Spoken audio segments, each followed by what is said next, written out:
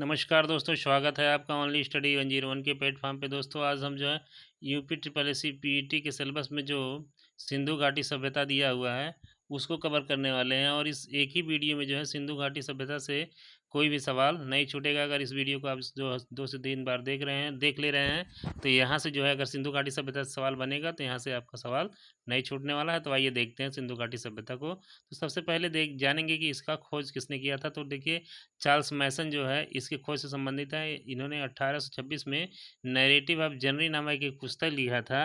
और जो है ये जो है यहाँ पे यात्रा पर आए थे और उन्होंने जो है यहाँ पे देखा था जो है सबसे पहले कि जो है यहाँ कोई सभ्यता है, यानी इसके बारे में जो है कोई कुछ बेसिक जानकारी दिया था। सिंधु घाटी सभ्यता के बारे में बेसिक जानकारी दिया था, बट इन्होंने स्पष्ट रूप से ये नहीं बताया था कि यहाँ पे एक सभ्यता विकसित थी। देन उसके बाद आते हैं ब्रंटन बंधु। ब्रंटन बंधु बेसिकली दो भाइयों का नाम है, जेम्स ब्रंटन और विलियम ब्रंटन। 1856 में ये लोग जो है कराची से लाहौर के बीच रेलवे लाइन बिछा रहे थे। क्या कर रहे थे? रेलवे लाइन बिछा रहे थे। और रेलवे लाइन बिछाते समय इन्होंने जो है वहाँ पे जो है कुछ ईंटें थी, पकी हुई ईंटें थी, जिसका इस्तेमाल जो है इन्होंने रेलवे लाइन बिछाने में कर लिया। बट इन्होंने भी जो है इसे वहाँ पे ये नहीं पहचान पाया कि जो है यहाँ पे कोई सभ्यता विकसित थी। इसके बाद जो है बेसिकली इसका श्रेय जाता है आगे चल कर के अलेक्जेंडर कनिंघम साहब को। ये 1856 में भारतीय पुरातत्व सर्वेक्षण विभाग के जनक थे। कौन थे? भारतीय पुरातत्व सर्वेक्षण विभाग का जनक इनको माना जाता है, क्योंकि सबसे पहले इन्होंने यहाँ पर खोज करने का कार्य शुरू करवाया था। अब देन आते हैं सर जॉन मार्शल। 1921 में भारतीय पुरातत्व विभाग के एक प्रमुख थे और इन्हीं की देख रेख में दयाराम साहनी ने जो है हड़प्पा सभ्यता का खोज किया था।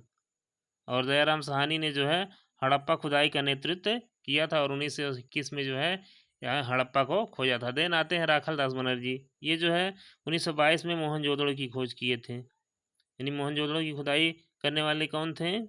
तो ये थे राखल दास बनर्जी। तो ऐसा माना जाता है कि सबसे पहले इन्होंने ही मोहनजोदड़ो को खोजा।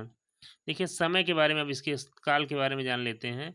तो इसका जो सर्वमान्य मत है, इसमें देखिए बहुत सारे लोगों का जो है अलग अलग मत है, बट इसमें जो सर्वमान्य मत है वो सर जॉन मार्शल साहब के अनुसार है 3250 बीसी से लेकर के 2750 बीसी। और जो सबसे अ, सर्वमान्य मत है वो कार्बन डेटिंग यानी C14 पद्धति जो है उसके अकॉर्डिंग है 2300 बीसी से लेकर के 1750 बीसी। सर जॉन मार्शल का क्या है? 3250 से लेकर के 2750 बीसी के बीच। और कार्बन डेटिंग पद्धति यानी C14 के अकॉर्डिंग जो है 2300 बीसी से लेकर के 1750 बीसी के बीच। नामकरण देखिए, सिंधु नदी के किनारे विकसित होने के कारण इस सभ्यता को क्या कहा गया? सिंधु घाटी सभ्यता कहा गया। उद्भव के बारे में जो है बहुत सारे मत हैं, विदेशी मत। यानी कुछ लोग कहते हैं कि ये सुमेरियन सभ्यता थी। कैसी सभ्यता थी? सुमेरियन सभ्यता। कौन किसने किसने कहा? तो Marshall, Wheeler, Gardner, Childe, DD Kosambi, इन सारे लोगों ने बताया कि ये जो है सुमेरियन सभ्यता थी। और जो है ये जो है इसको मानते हैं कि विदेशी सभ्यता थी। देन आते हैं स्थानीय मत। कुछ लोगों का मानना था कि ये जो है स्थानीय सभ्यता थी, जैसे द्रविड़ियन सभ्यता थी। इसको सबसे पहले बताया था राखल दास बनर्जी ने। किसने बताया था? राखल दास बनर्जी ने। फिर जो है कुछ लोगों ने बताया कि आर्यों की सभ्यता थी, जैसे TN रामचंद्र साहब थे, लक्ष्मण स्वरूप पुरसालकर साहब थे। इन्होंने बताया कि जो है ये आर्यों की सभ्यता थी, बट इसको कम महत्व दिया जाता है, नहीं ऐसा नहीं माना जाता कि ये आर्यों की सभ्यता थी। अब इसके अब विशेषता देख लेते हैं। सिंधु घाटी सभ्यता की विशेषता क्या है? तो ये पूरी तरह से नगरी सभ्यता है। कांस्ययुगीन सभ्यता क्यों? क्योंकि जो है तांबा और टीन को मिला करके यहाँ पे कांसा का निर्माण किया गया था। आद्य ऐतिहासिक काल के अंतर्गत आता है और ये पूरी तरह से शांति प्रिय सभ्यता है। ठीक है। व्यापार प्रधान सभ्यता, विस्तृत सभ्यता, राजनीतिक, आर्थिक और सामाजिक सांस्कृतिक स्थिति इसकी है। देन आगे देखते हैं। देखिए, अब इसके बारे में एक टेबल हम पर डिस्कस करेंगे हम लोग। प्रमुख स्थल, नदी खोजकर्ता और प्रमुख बिंदु, इस टेबल में हम डिस्कस करेंगे। तो हड़प्पा हड़प्पा जो है पाकिस्तान के माउंट गोबरी जिले में वर्तमान समय में है और ये रावी नदी के तट पर खोजा गया। कहाँ पे? रावी नदी के तट पर। और खोजकर्ता इसके हैं दयाराम साहनी। कब? 1921 में। यहाँ से जो प्रमुख चीज़ें मिली हैं उसको देख लेते हैं। विशाल अन्नागार, कांसे के दर्पण, यार 37 यानी कब्रिस्तान मिला है, श्रमिक आवास मिला है, शव दफनाने की प्रथा की जानकारी भी यहीं से हुई है। देन है मोहनजोदड़ो। मोहनजोदड़ो जो है पाक के लरकाना यानी सिंध प्रांत में स्थित है और सिंधु नदी के तट पर स्थित है। इसको खोजा था 1922 में राखल दास बनर्जी ने। यहाँ पे जो है विशाल स्नानागार, मोहनजोदड़ो में क्या मिला है? विशाल स्नानागार, कांस्य की मूर्ति, पुरोहित की मूर्ति, महाविद्यालय, एक श्रृंगी पशु की मुद्राएं। यहाँ शव दफनाने की प्रथा थी। यहाँ भी जो है शव दफनाने की प्रथा थी। देखिए लोथल जो कहाँ पे है? अहमदाबाद गुजरात में। और ये भोगवा नदी पर स्थित है। कहाँ पे स्थित है? भोगवा नदी पे। रंगनाथ राव ने 1957 में इसका खोज किया। गोदीवाड़ा पत्तन, ये जो है बेसिकली लोथल क्या था? पत्तन था। तो कभी कभी लेता है कि जो है सिंधु घाटी सभ्यता से संबंधित वह स्थान जहाँ पे जो है बंदरगाह था, तो उसका आंसर होगा लोथल। यहाँ से देखिए चावल, अग्निकुंड, हाथी दांत, 3 उगल समाधियाँ और घोड़े की मृण मूर्ति मिली है। देन है कालीबंगा। कालीबंगा जो हनुमानगढ़ राजस्थान में है, ये घग्गर नदी पर स्थित है और अमलानंद घोष ने इसको खोजा था। जुते हुए खेत के साक्ष, अग्निकुंड के साक्ष, चूड़ियाँ, भूकंप के साक्ष यहाँ से मिले हैं। देन है राखीगढ़ी। राखीगढ़ी कहाँ पे है? हिसार हरियाणा में है और घग्गर नदी के तट पर स्थित है और सूरजभान साहब ने इसको खोजा था। भारत में स्थित सबसे बड़ा स्थल और ताम उपकरण जो है यहाँ से प्राप्त हुए हैं। देन है चन्हूदड़ो। ये सिंध प्रांत पाक में स्थित है। वर्तमान समय में कहाँ पे है? चन्हूदड़ो पाकिस्तान में है और सिंधु नदी के तट पर स्थित है। अनेस्ट मैके एवं मजूमदार साहब ने इसको खोजा था। मनके बनाने का कारखाना, कंघा, लिपस्टिक, काजल, पाउडर इत्यादि के साक्ष्य यहाँ से मिले हैं। देन है बनावली। बनावली कहाँ पे है? हिसार हरियाणा में और ये सरस्वती नदी के तट पर स्थित है। रविंद्र सिंह बिष्ट यानी आर.एस. बिष्ट साहब ने इसको खोजा था और यहाँ से मिट्टी के हल, टेराकोटा, अच्छे किस्म का जौ प्राप्त हुआ। टेराकोटा और अच्छे किस्म का जौ कहाँ से मिला है? बनावली से। रोपड़, रूपनगर पंजाब में स्थित है और जो है वर्तमान में, और ये सतलज नदी के तट पर स्थित है। यज्ञदत्त शर्मा ने इसको खोजा था। तांबे की कुल्हाड़ी, मानव के साथ कुत्ते के दफनाए जाने का साक्ष्य जो है रोपड़ से मिला है। देन है रंगपुर, अहमदाबाद गुजरात में स्थित है और भादर नदी के तट पर स्थित है। एस.आर. राव साहब ने इसको खोजा था। धान की भूसी, ज्वार और बाजरा का साक्ष्य यहीं से मिला है। देन है सुरकोटदा, ये कच्छ गुजरात में है और सरस्वती नदी के तट पर स्थित है। घोड़े की हड्डी, तराजू, कलश, समाधान के साक्ष्य, शॉपिंग कॉम्प्लेक्स के साक्ष्य प्राप्त हुए हैं। आगे देखते हैं हड़प्पा सभ्यता की सीमाएं। देखिए हड़प्पा सभ्यता जो है पूर्व में आलमगीरपुर, मेरठ से लेकर के पश्चिम में सुध कांगेड़ और बलूचिस्तान तक। इसके अलावा उत्तर में मांडा जम्मू कश्मीर में स्थित है। वर्तमान में मांडा से लेकर के दक्षिण में दईमाबाद महाराष्ट्र तक ये फैला हुआ था, विस्तृत था। ये जो है त्रिभुजाकार थी। इसका आकार कैसा था? त्रिभुजाकार था। नगर विन्यास पद्धति को देख लेते हैं। यह जाल पद्धति ग्रिड सिस्टम पर आधारित है। नगर में आयताकार और वर्गाकार चौड़ी नालियां होती थी जो एक दूसरे को समकोण पर काटती थी। जो नाली होती थी वो कैसा होती थी? आयताकार और वर्गाकार होती थी और एक दूसरे को समकोण पे काटती थी। चूंकि ये नगरीय सभ्यता थी तो ये काफ़ी उस समय में जो है समुन्नत सभ्यता थी। आगे आगे देखते हैं वास्तुकला कैसी थी। तो भारत में वास्तुकला का आरंभ सिंधुवासियों ने किया। सिंधु सभ्यता एक नगरीय सभ्यता थी। सड़कें एक दूसरे को समकोण पर काटती थी। भवन 2 मंजिले भी थे। दरवाजे मुख्य सड़कों की ओर न खुलकर गलियों की ओर खुलते थे। दरवाजे किधर खुलते थे? गलियों की ओर खुलते थे। मोहनजोदड़ो की सबसे बड़ी इमारत अन्नागार है। फर्श कच्चा होता था। केवल कालीबंगा में पक्के फर्श के साक्ष्य मिले हैं। सिर्फ एक जगह से पूरे जो है सभ्यता में कालीबंगा से जो है पक्के फर्श का साक्ष्य मिला है और हर जगह से किसका मिला? कच्चे। देन है कृषि। कृषि विश्व में कपास का उत्पादन सर्वप्रथम सिंधुवासियों ने किया। सिंधुवासी चावल साक्ष्य, चावल का साक्ष्य लोथल से। बाजरा का साक्ष्य लोथल व सौराष्ट्र से। रागी सरसों का साक्ष्य कालीबंगा से। ऐसा पता चलता है कि ये लोग इन सारी चीज़ों का उत्पादन करते थे। जुताई बुआई सिंचाई से परिचित थे, यानी जुताई बुआई सिंचाई से परिचित थे, यानी पूरी तरह से कृषि में पारंगत थे। सिंधुवासी हल साक्ष्य बनावली से परिचित थे, यानी सिंधुवासी हल यानी हल का साक्ष्य मिला है कहाँ से? बनावली से। कालीबंगा में जुते हुए खेत के साक्ष्य प्राप्त हुए हैं। गन्ना रागी के प्रमाण नहीं मिले हैं। गन्ना और रागी की खेती ऐसा माना जाता है नहीं किया जाता क्योंकि इसका कोई भी प्रमाण नहीं मिला। पशुपालन प्रिय पशु कुबड़ वाला सांड था। सिंधुवासी हाथी व घोड़े से परिचित थे किंतु उन्हें पालतू बनाने में असफल रहे। गैंडा, बंदर, भालू, खरगोश आदि जंगली जानवरों से परिचित थे। शेर का कोई साक्ष्य नहीं मिला है। व्यापार एवं वाणिज्य देखते हैं। सिंधु सभ्यता में मुद्रा का प्रचलन नहीं था, क्रय विक्रय वस्तु विनिमय पर आधारित थी। सिंधु सभ्यता के लोग अन्य सभ्यता के लोगों के साथ व्यापार करते थे। प्रमुख आयातित वस्तुएं टिन अफगानिस्तान से आता था जो ईरान में है, तांबा खेतड़ी राजस्थान से आता था, चांदी अफगानिस्तान व ईरान से, सोना अफगानिस्तान व ईरान से, सीसा ईरान अफगानिस्तान एवं राजस्थान से, लाजवाड़ मेसोपोटामिया एवं अफगानिस्तान से आता था।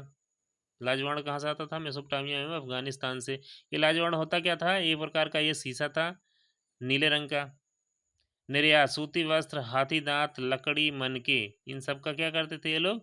निर्यात करते थे। संभवतः हड़प्पा सभ्यता में शिल्पियों और व्यापारियों का शासन था। ऐसा माना जाता है कि शिल्प और व्यापारी वर्ग का जो है यहाँ पे प्रभुत्व था। व्यापार संबंध पश्चिम एशिया, मध्य एशिया, ईरान और अफगानिस्तान के साथ उद्योग सूती वस्त्र, बर्तन शिल्प आदि उद्योग यहाँ पर विकसित थे। राजनैतिक जीवन देखते हैं कैसा था।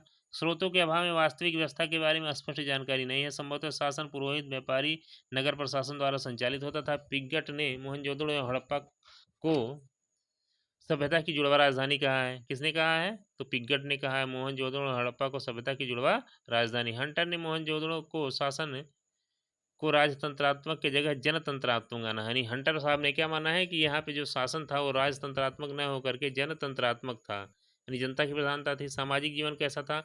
समाज की सबसे छोटी इकाई परिवार थी। संभवतः परिवार मातृ सत्तात्मक थी। वर्ण व्यवस्था का पूर्ण प्रमाण नहीं है। समाज कई वर्गों में विभाजित था। पुरोहित, व्यापारी, श्रमिक, शिल्पी आदि इस सभ्यता के लोग शांतिप्रिय थे। शाकाहारी एवं मांसाहारी दोनों थे। देखिए, वर्ण व्यवस्था नहीं था, उसमें जाति व्यवस्था नहीं था, बट वर्ग समाज जो है वर्गों में विभाजित था। जैसे पुरोहित होते थे, व्यापारी होते थे, श्रमिक होते थे, शिल्पी होते थे।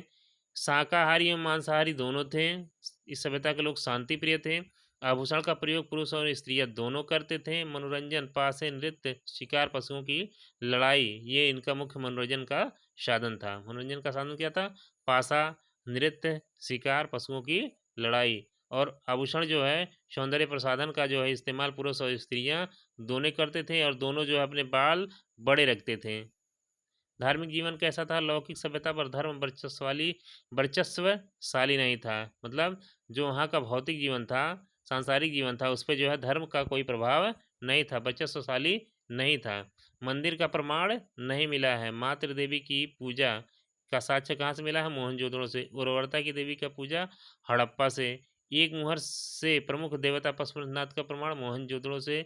नाग पूजा, लिंग योनि पूजा, स्वास्तिक चिन्ह आदि मोहनजोदड़ो से इसका साक्ष्य मिला है। अग्निकुंड के प्रमाण लोथल एवं कालीबंगा से मिला है। वृक्ष एवं पशु पूजा का भी प्रमाण मिला है। अंत्येष्टि के प्रकार। हड़प्पा सभ्यता में अंत्येष्टि 3 प्रकार से होती थी। कितने प्रकार से होती थी? 3 प्रकार से होती थी। पहला है पूर्ण समाधिकरण, दूसरा है आंशिक समाधिकरण, और तीसरा है दाह संस्कार। पूर्ण समाधिकरण में पूरी तरह से समाधि में डाल दिया जाता था शव को। आंशिक समाधिकरण जो है खुला रखा जाता था, और दाह संस्कार जो है जलाया भी जाता था। तो ये 3 प्रकार के संस्कार जो है अंत्येष्टि के प्रचलित थे। लोथल से युग्म समाधान का साक्ष्य मिला है, यानी जो है एक साथ जो है कई लोगों को दफनाया जाता है, ऐसा साक्ष्य लो है लोथल से मिला है। रोपण से मालिक के साथ कुत्ते के दफनाए जाने का साक्ष्य मिला है। कहाँ से? रोपण से। मनोरंजन के साधन शिकार खेलना, मछली पकड़ना, पशु पक्षियों को लड़ाना, चौपड़ व पाशा खेलना, ढोल व मंजीरा बजाना, नृत्य करना, गाना गाना जो है मनोरंजन का साधन था। लिपि। सिंधु लिपि के बारे में सर्वप्रथम विचार करने वाला व्यक्ति अलेक्जेंडर कनिंघम साहब थे। सिंधु लिपि को पढ़ने का प्रयास सर्वप्रथम L.A. ब्रैंडन ने किया था। देखिए, सिंधु घाटी का जो लिपि था वो भाव चित्रात्मक था, और अभी तक इसको डिकोड नहीं किया जा सका है। इन फ्यूचर जो है हम उम्मीद करते हैं कि इसको जरूर डिकोड कर लेंगे, क्योंकि जैसे जैसे जो है हमारी इंटेलेक्चुअलिटी बढ़ेगी तो हम इसको डिकोड करने का प्रयास करेंगे। सिंधु लिपि के चित्रों में मछली, चिड़िया, मानवाकृति आदि चित्र मिलते हैं। सिंधु लिपि जो है दाएं से बाएं लिखी जाती थी। कैसे लिखी जाती थी? दाएं से बाएं। अन्य महत्वपूर्ण तथ्य। सिंधु सभ्यता को प्राग ऐतिहासिक युग में रखा जाता है। सिंधु सभ्यता के मुख्य निवासी द्रविड़ और भूमध्य सागरीय थे। ऐसा माना जाता है कि सिंधु सभ्यता के लोग कैसे थे? द्रविड़ थे और भूमध्य सागरीय थे। सिंधु सभ्यता के सर्वाधिक स्थल गुजरात में खोजे गए हैं। लोथल एवं सूरकोटदा सिंधु सभ्यता के बंदरगाह थे। देखिए, इसको याद रखिएगा, लोथल और सूरकोटदा क्या थे? सिंधु सभ्यता के बंदरगाह थे, और यहाँ से सवाल भी कई बार बना है। मन के बनाने का कारखाना लोथल एवं चहुदड़ों से प्राप्त हुआ है। देन है सिंधु सभ्यता की मुख्य फसलें गेहूं और जौ थी। तौल की इकाई 16 के अनुपात में थी। सिंधु सभ्यता के लोग धरती की पूजा उर्वरता की देवी के रूप में करते थे। तो धरती की पूजा जो है ये इस धरती को जो है उर्वरता की देवी मान करके करते थे। पर्दा प्रथा में वेश्यावृत्ति सिंधु सभ्यता में प्रचलित थी, यानी पर्दा प्रथा और वेश्यावृत्ति दोनों जो है सिंधु सभ्यता में प्रचलित थी। हड़प्पा कालीन स्थल, अब देखते हैं एक एक स्थल को। हड़प्पा, पहला है क्या हड़प्पा। हड़प्पा कहाँ पे है, तो रावी नदी के किनारे 1921 में दयाराम साहनी द्वारा खोजा गया है। शंख का बना हुआ बैल, नटराज की आकृति वाली मूर्ति प्राप्त हुआ है। यहाँ से पैर में सांप दबाए गरुड़ का चित्र, मछुआरे का चित्र प्राप्त, सिर के बल खड़ी नग्न स्त्री का चित्र जिसके गर्भ से पौधा निकलता दिखाई दे रहा है। तो ये कहाँ से मिला है, सारा साक्ष्य हड़प्पा से मिला है। मोहनजोदड़ो, देखिए मोहनजोदड़ो जो है सिंधु नदी के किनारे 1922 में राखाल दास बनर्जी द्वारा खोजा गया। यहाँ जो है भवन पक्की ईंटों द्वारा निर्मित सीढ़ी का साक्ष्य मिला है। भवनों में क्या लगाई जाती थी, सीढ़ियाँ लगाई जाती थी। प्रवेश द्वार गली में कांसे की नर्तकी की मूर्ति प्राप्त है। एक श्रृंगी पशु आकृति वाला मोटर प्राप्त। इसे मौत का टीला भी कहा जाता है। मोहनजोदड़ो क्या कहा जाता है, मौत का टीला। लोथल, लोथल जो है भगवा नदी के किनारे गुजरात में स्थित है। गोदीवाड़ा के साक्ष्य प्राप्त, चावल एवं बाजरा के साक्ष्य प्राप्त, दो मुंह वाले राक्षस के अंकन वाली मुद्रा प्राप्त, पंचतंत्र की चालाक लोमड़ी का अंकन प्राप्त, मम्मी का उदाहरण प्राप्त हुआ है। कहाँ से, तो लोथल से। बत्तख, वारासिंगा, गोरिल्ला के अंकन वाली मुद्रा प्राप्त, कहाँ से सब मिला है, तो लोथल से मिला है। अब देखते हैं कालीबंगा, घग्गर नदी के किनारे राजस्थान में स्थित। इसका शाब्दिक अर्थ है काली चूड़ियाँ। कालीबंगा का मतलब क्या होता है, काली चूड़ियाँ। प्राक हड़प्पा एवं विकसित हड़प्पा दोनों के साक्ष्य यहाँ पे मिले हैं। एक सींग वाले देवता के साक्ष्य प्राप्त, कपाल में छेद वाले बालक का शव प्राप्त। तो इससे पता चलता है कि शल्य क्रिया विकसित रही होगी, क्योंकि ये जो है कपाल में छेद जो है शल्य क्रिया के दौरान ही किया जाता है। चनहूदड़ो, मन के बनाने का कारखाना प्राप्त। ईंट पर बिल्ली का पीछा करते हुए कुत्ते के पद चिन्ह प्राप्त हुए हैं यहाँ से। धौलावीरा, गुजरात के